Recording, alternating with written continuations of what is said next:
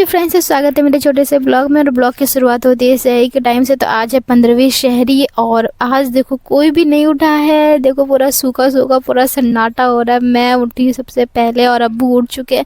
तो मैं आई फटाफट से ब्रश करने के लिए। मैंने ब्रश किया यहाँ पे और उसके बाद जो है गर्म पानी भी करी। आज अम्मी की तबीयत ख़राब है तो अम्मी नहीं उठी तो मैं ही सारा उठ के सारा खाना पीना करी। और मेरा भाई उठा तो देखो कैसे नींद वही वो नशे में डोल रहा था।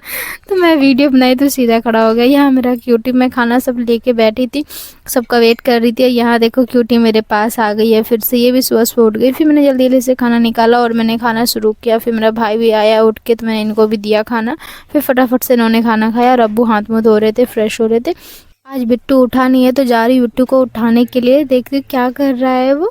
और हम सब तो ये तो सो ही रहा था, लेकिन मैं और मेरा भाई दोनों जने आ करके इसको उठा दिए। देखो कितना सुकून से मेरा बेटा सो रहा है।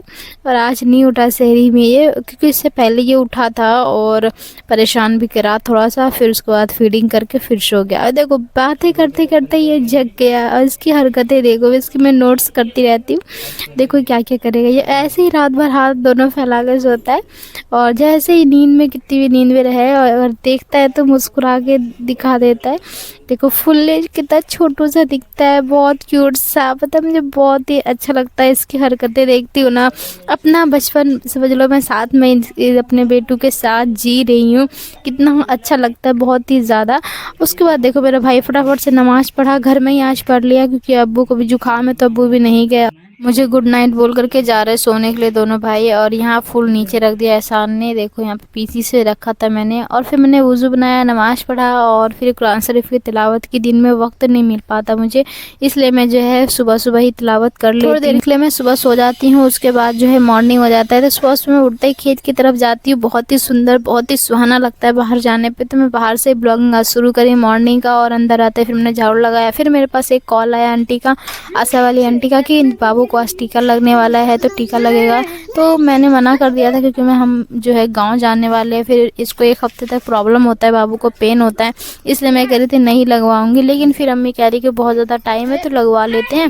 फिर आंटी को दोबारा फ़ोन करके हमने बोला कि आंटी कब लगेगा, हम कहाँ लगेगा, हम जो है आ रहे हैं बाबू को लेकर के। बोला कि कब जाना है, तो मैंने कहा 12 को। तो बोला कि अभी लगवा लो, बाबू ठीक हो जाएगा। तो फट से बाबू को रेडी किया, काट लिया और पहुँच गए आशा वाली आंटी के पास। यहाँ आने पर जो है बहुत सारे बच्चों को ऑलरेडी टीके लग चुके थे और लग भी रहे थे। तो बहुत सारे बच्चे यहाँ पे रो रहे थे। पता है बहुत सारे पेरेंट्स क्या करते हैं, बच्चे रोते हैं तो बड़े बुजुर्ग जो होते हैं वो परेशान होकर, दादा नानी जो होते हैं परेशान होकर बोलते हैं बच्चों को टीका मत लगाओ। लेकिन ये टीका लगाना बहुत ही ज़्यादा ज़रूरी है, क्योंकि इससे बच्चे बीमार नहीं पड़ते हैं। बुखार, सर्दी, जुकाम कुछ भी नहीं होता है, या फिर कोई भी जो प्रॉब्लम होता है पोलियो वाला, वो सब कुछ नहीं होता है। तो यहाँ पे बिट्टू हंस रहा था। फिर ना इसको जब दवाई पिलाया, ये वाला ड्रॉप तो आराम से पी लेता है, लेकिन जब सुई लगती है ना तो ये रोने लगता है। पता नहीं क्यों रोएगा, आपको तो मालूम ही है। पूरा सुई अंदर डाल देते हैं, बड़ा प्रॉब्लम होता है यार। बच्चों को देख के बड़ी तकलीफ़ होती है कि इस तरह से लगा देते हैं। ये भी एक अलग बच्चों के लिए तकलीफ़ वाली बात है। ये तो अभी छोटा है तो लगवा लेता है, लेकिन बड़ा होने पे पता नहीं मैं इसको कैसे लेके जाऊंगी, क्योंकि ये तो भागेगा। अभी तो छोटा है, इसको पकड़ के लगा देते हैं। और अभी चलता फिरता नहीं है तो नहीं रोता है। देखो पूरे घुसेड़ देती हैं। इतना बिट्टू रो रहा था, देख के ऐसा लग रहा था बाहर आ जाएगा शरीर से, मेरे प्राण ऐसे लग रहे थे। देखो बिट्टू कितना रो रहा था। फिर जब दूसरा वाला लगाया तब तो और ज़्यादा रोने लगा है। पहली बार में तो 1 लगा था, लेकिन ये 3rd सुई है, 3 महीने 3.5 महीने वाला। तो ये जो है बहुत ही 3 सुई लगाया। तो 1 सुई रह गई है हाथ वाला, जो मैं गाँव जा कर के लगवाऊँगी। बोला कि यहाँ दिखाओगी तो लगा देगा। यहाँ पे सुई ख़त्म हो गई थी। फिर इतना रो रहा था, मम्मी इसको बाहर लेकर के गई। यहाँ पे मेरे को एक दवाई दिया बुखार आने पर 3 टाइम पिलाने के लिए बोला है। यहाँ पे बिट्टू रो रहा था तो मम्मी जो है इसको बाहर चुप करा रही थी। फिर मैं इसको लेके आ गई घर पे और देखो कैसे आराम से सुस्त है। उसमें कितना हैप्पी था, इसमें सुस्त हो गया। रो रो के बिट्टू ने आँख सुझा लिया। देखो आज बिट्टू मुझे बहुत परेशान करेगा 2-3 दिन तक। अब तो मुझे छोड़ेगा नहीं है, मतलब इसको लेके रहना पड़ता है क्योंकि बहुत ज़्यादा तकलीफ़ होती है बच्चे को। आपको तो मालूम है ये वाली सुई ना बहुत ज़्यादा लगती है, पैर भी सूज जाता है। तो इस तरह से फिर मैं इसकी सिकाई करती हूँ, इसके पास रहती हूँ, जब भी रोता है इसको घुमाती हूँ, इसके पास ही रहना पड़ता है मुझे। इसका शक्ल देखो कैसे सूख करके हो गया है, आंखें सुजा लिया रो रो कर।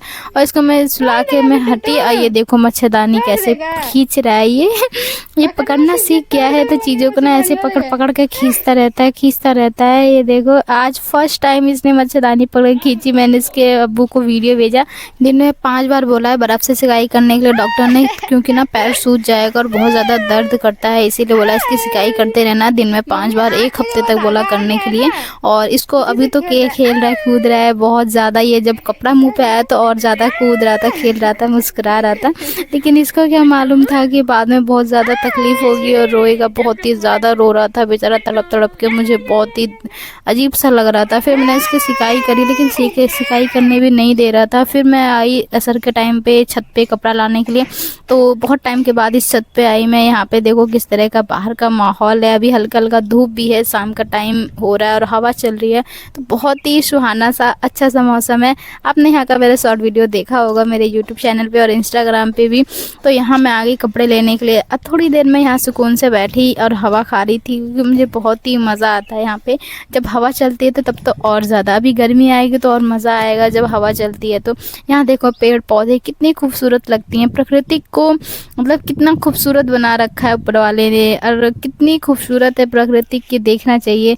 खैर यहाँ से आए हम फिर नीचे, और उसके बाद नमाज़ पढ़ी, और नमाज़ पढ़ने के बाद मैं थोड़ी देर बैठी रही यहाँ पे, असर के टाइम हो रहा था अभी, और अब्बू आ गए। और आज इफ्तारी में बहुत ही कम सामान था, क्योंकि अब्बू जो है और मेरे भाई बाहर नहीं जा पा रहे थे, होली की छुट्टी थी 2-3 दिन, तो घर पे ही थे, इसीलिए नहीं लाए कुछ भी। और यहाँ बिट्टू आराम से देखो लेटा हुआ है, और अब्बू आए तो ग्रेप्स लेकर के आए, तो वो भी शामिल किया हमने इफ्तार में।